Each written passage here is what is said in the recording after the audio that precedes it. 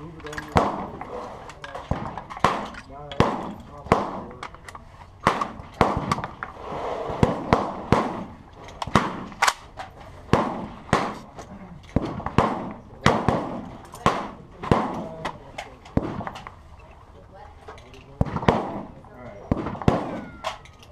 Where do you feel like shooting, Lance? Got a weaver in the house. Get it. Yeah. Really? Yeah. Mine's a 6 power. I don't know what that is.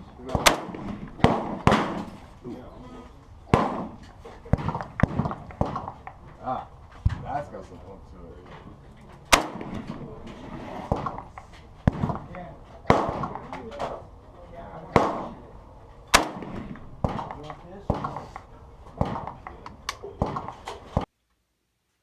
Okay, so this odd bird that we have here is the C93 by Century Arms. I'm going to do a disassembly. I took it out this weekend and shot it, so I'm going to give it a little wipe down. I only put maybe 15-20 rounds through it, so it just needs to have the punch the barrel. But what we're going to do is we're going to disassemble it. I got this rifle in a trade. I traded a Draco AK-47. I was looking for something a little bit different, and this is another alternative to an AR-15. So the only upgrades that I made to it are the rail on the top, and added a red dot optic, and I find it a little easier to shoot with the red dot optic on there. And I also put a Magpul paraclip a piece right here to for the strap right there. I saw that on a video right there, and I thought that was pretty high speed, so I duplicated it. The rifle is an HK93 clone, so that means I'm pretty sure a lot of the HK93 parts will fit on it. The bipod is one of the things that I want to get. They're about $80 if you can track them down.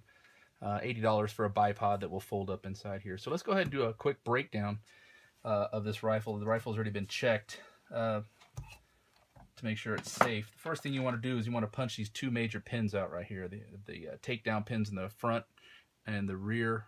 Well, the rear and the front, starting right here. Very simple. If I would have hit it on the first try, there we go. I'm going to make sure that the weapon has not been cocked, and then pretty much all the guts will be pulled out, and it will slide out. Take the front pin. It doesn't look like it has too much crud in it, because like I said, I only fired maybe 15 rounds, if that. I don't recall. It wasn't very many this weekend.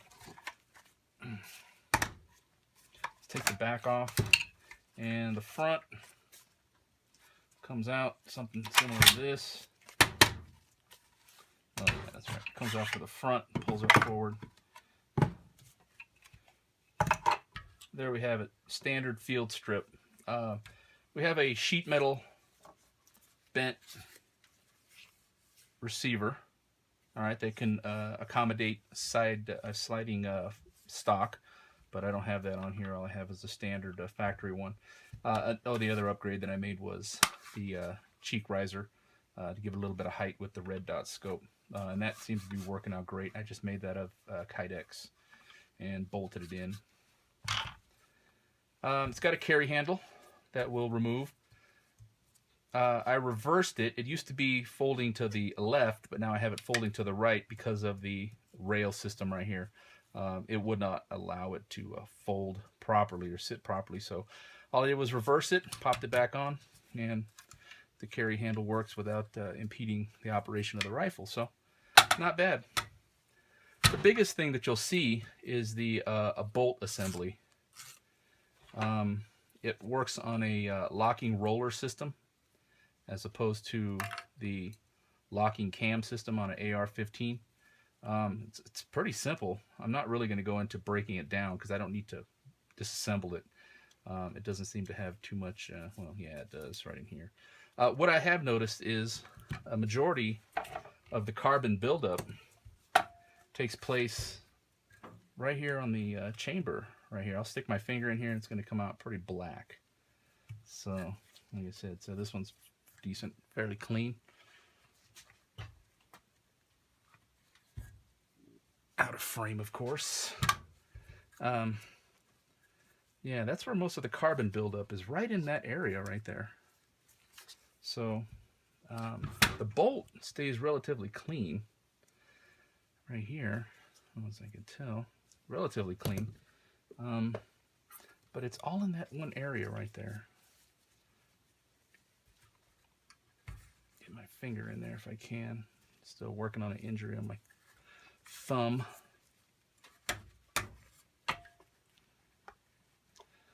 Okay.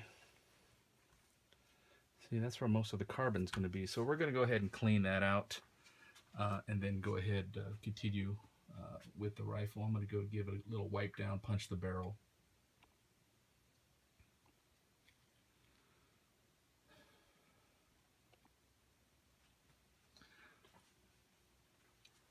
So spending a little time wiping the bolt down, initially using a little WD-40. I know there'll probably be some comments about that, but I found it to be a good cleaner. Works pretty good. And giving a little coat of oil. Some of the places where the carbon builds up is down here in these rails. Overall, not very dirty. I mean, I was using brass ammo too, so not that cheap stuff that I've been firing lately. So just giving it a good wipe down with the rag. The bolt face seems fairly clear. It's been cleaned out.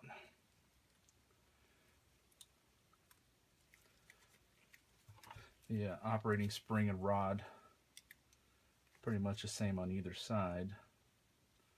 So it will insert back in, sit just like that. It's pretty simple. Now the pistol grip assembly. One of the bigger complaints I have is if you're used to using an AR-15, there's different varieties you can buy if you search around to replace this. I think this is a US made one. For some reason you need to have a very large hand. I don't know if it's the Germans or what, but you know, you need a pretty large hand. With the magazine release, it's very far forward. So when you do have the grip assembly in, going this way,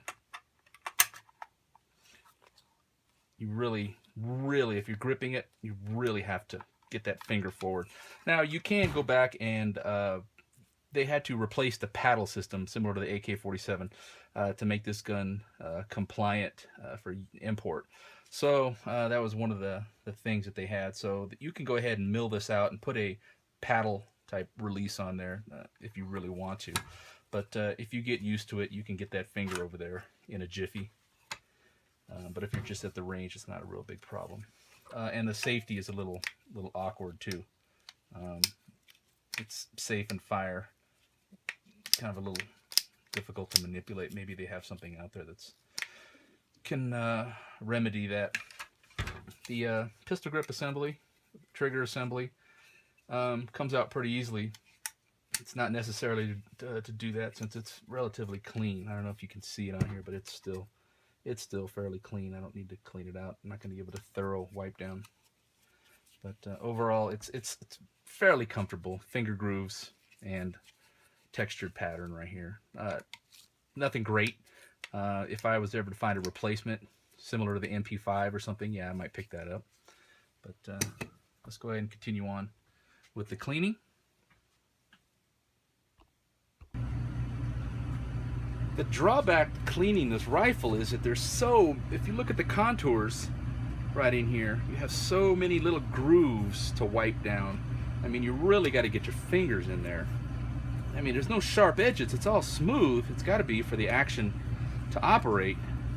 But there's just so many grooves you got to get down in there. Similar to the charging handle on the AR-15. I mean, once again, everything's going to be compared to the AR-15. Now, I've been cleaning the chamber out for the last 10 minutes or so. You know, going back and forth with rags. And, I mean, still, I'm getting, you know, it doesn't stop. It's just carbon in there. And that's only after 15 rounds, 20 rounds, maybe a box of ammo. You know, see, it just continues, doesn't want to stop. I mean, I don't know. I might have to find another cleaner to get in there, but if you could just see down in there, I mean, it does accumulate quite a bit of carbon. I mean, other than that, I mean, the bolt stays relatively clean. That was a breeze to wipe down. So again, I just applied some oil, and the roller system, you can see the roller system right here. You could buy different rollers depending on the way you want it to operate, but you have a headspace and timing where you charge the firearm and you check the headspace and timing. You put a feeler gauge right in here and it'll tell you if it's within specs, and mine is within specs, so there's no problem with that. I do have an occasional failure to fire. I don't know if it's because I'm using 223 and this is designed more for a 5.56, a little bit higher pressure, but I have hammer strikes and failure to fire. Charge the weapon, it will eject it. It does not have a bolt hold open magazine type, so the bolt will shut, and the last round you'll hit the hammer and you'll just hear a click. You can see there's no dust cover. The bolt is exposed. It takes a little while to get used to, so you know, everything, if you're used to firing AR-15s, this is going to take a little bit of time to get used to. You know, oh, what the heck just happened? Oh, I'm out of ammo. You know, just things like that. So I'm going to call it a day on the chamber here, and I'm going to go ahead and punch the barrel out a little more. Another weird, interesting feature of this rifle is the bayonet lug. Well, it's not really a lug so much as the bayonet will slide over the top of the rifle, and it will mount into this push button area right here and will lock into place. It's a little odd. You know, you can get the bayonets for about $25, $28, maybe $30 online. Do I need a bayonet? No. Is it nice to have a bayonet? I guess. I don't know. You want to fix bayonets at some point at the range, but it's kind of an odd feature where the bayonet mounts to, as opposed to the AR, which clips onto the bayonet lug on the bottom.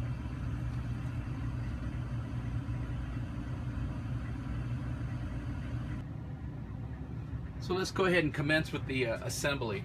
We'll look at the basic parts. We have the upper receiver barrel assembly, gas tube assembly. It's got an odd charging handle that locks down, and you have to pull it up and lock it. Let's see, pull it up and lock it. The cool feature is, you know, standard 1980s technology, 70s technology. You give it a good slap, and the bolt charging handle will lock forward and go back down into the low starting position. So it's kind of a cool aspect when you have to give it a slap like the old days. So let's go ahead and put the rifle back together. It's fairly simple with the hand guards. These are gonna slide in here. Give that front pin a little push. All right, not too bad. Go ahead and get the bolt assembly. You don't have to lock the bolt forward or anything. It just slides right in. There you go. Okay. Let's go ahead and get the trigger assembly housing. It slips right in. Now the buttstock will slide in once you line up the holes. Like I said, once you line up the holes, get in there. All right, it's assembled. There you go. Now let's go ahead and look at the charging feature. Like I said, you pull the handle up, lock it to the top, and when you want to fire it, go ahead and give it a slap, and it's ready to fire. There you go, safe and fire. Very simple. Place it on safe.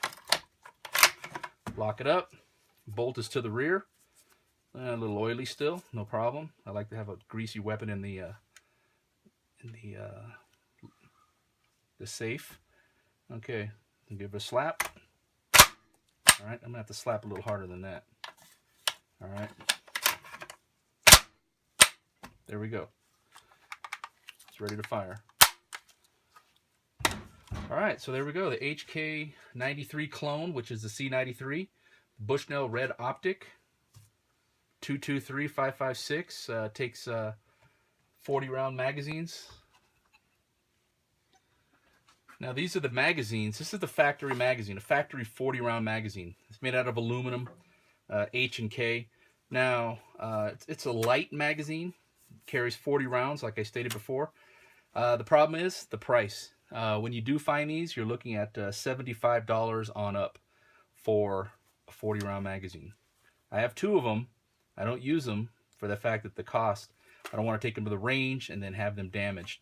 But they do seat in. Got quite the long banana look to it. Trying to get to that magazine release. Once again, you see the difficulty right here. Pressing that button, got to really reach, okay? And that magazine will drop out. In order to solve the magazine issue, you can go and buy ProMag magazines. These ProMag magazines right here are under $18, $15, depending on where you look. And they work perfect, actually.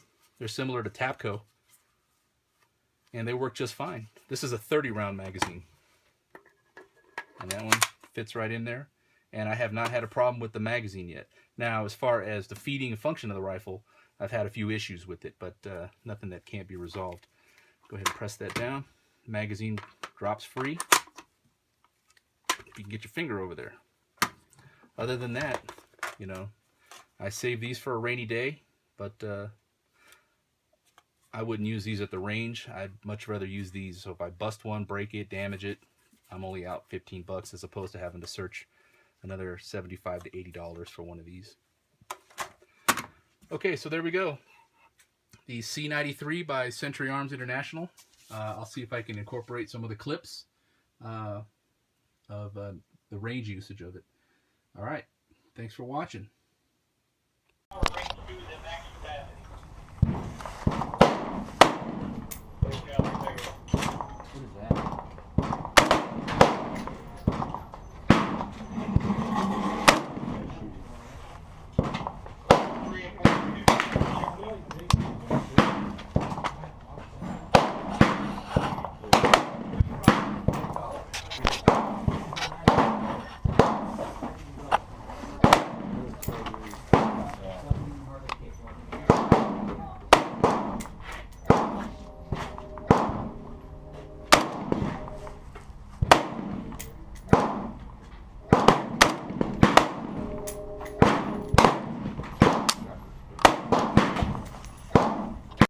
Brown one? The big green one.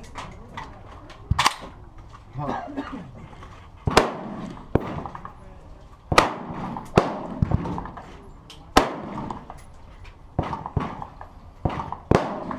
Holy crap.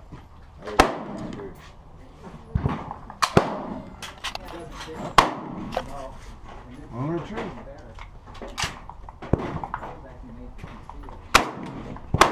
Wow.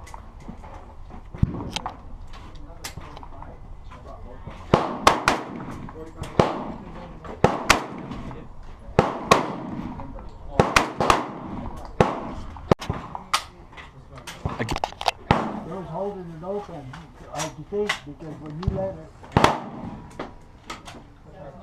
as soon as you get the magazine, it went forward. That's off. It's not going to expire, I don't think. I don't think it's seated. That's that same magazine, right? No, that's this one.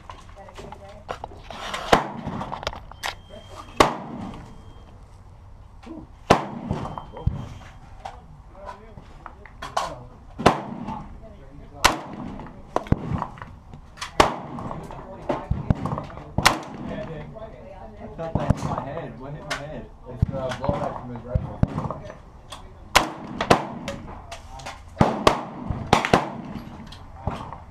That's got some versions, bro. Oh, you're good. Hey, as long as it's not a Barrett, I'm fine. That one. You get it?